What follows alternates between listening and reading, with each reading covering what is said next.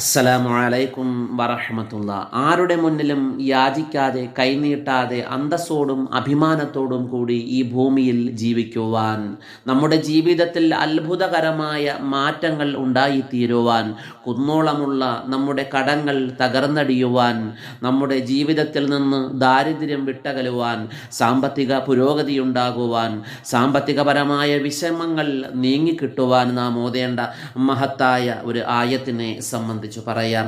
എല്ലാ ഫറള് നിസ്കാരങ്ങൾക്ക് ശേഷവും ഈ പറയുന്ന ചെറിയ ആയത്ത് 3 പ്രാവശ്യം ഓതി ദുആ ചെയ്യുകയാണെങ്കിൽ അവരുടെ ജീവിതത്തിൽ അത്ഭുതകരമായ മാറ്റങ്ങൾ സംഭവിക്കുന്നതാണ്. സാമ്പത്തികപരമായ പ്രയാസങ്ങൾ മാറിക്കിട്ടും, സാമ്പത്തിക പുരോഗതി ഉണ്ടായിത്തീരും, അവരുടെ ജീവിതത്തിൽ നിന്ന് ദാരിദ്ര്യം എന്നേക്കുമായി മാറിക്കിട്ടും, അവരുടെ കടങ്ങൾ തകർന്നടിയുന്നതാണ്. ഓതേണ്ട ആയത്ത് പറയാം.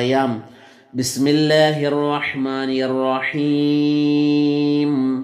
വമൻ യത്തഖില്ലാഹ യജ്അൽ ലഹു മഖ്റജാ വയർസുഖുഹു മിൻ ഹൈസു ലാ യഹ്തസിബ് വമൻ യതവക്കൽ അലല്ലാഹി ഫഹുവ ഹസ്ബുഹു ഇന്നല്ലാഹ ബാലിഗു അംരിഹി ഖദ് ജഅലല്ലാഹു ലികുല്ലി ശൈഇൻ ഖദീറാ.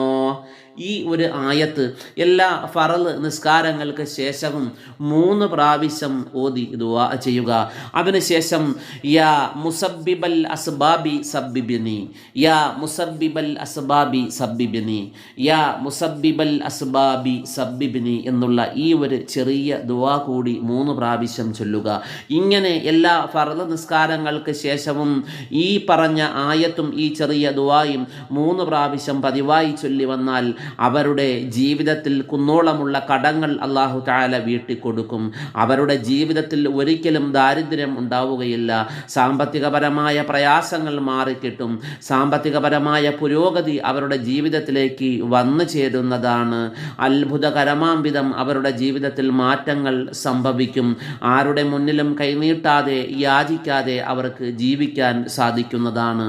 അല്ലാഹു തആല നമ്മുടെ ജീവിതത്തിലുള്ള എല്ലാ പ്രയാസങ്ങളും മാറ്റിത്തന്ന് അനുഗ്രഹിക്കുമാറാകട്ടെ. അസ്സലാമു അലൈക്കും.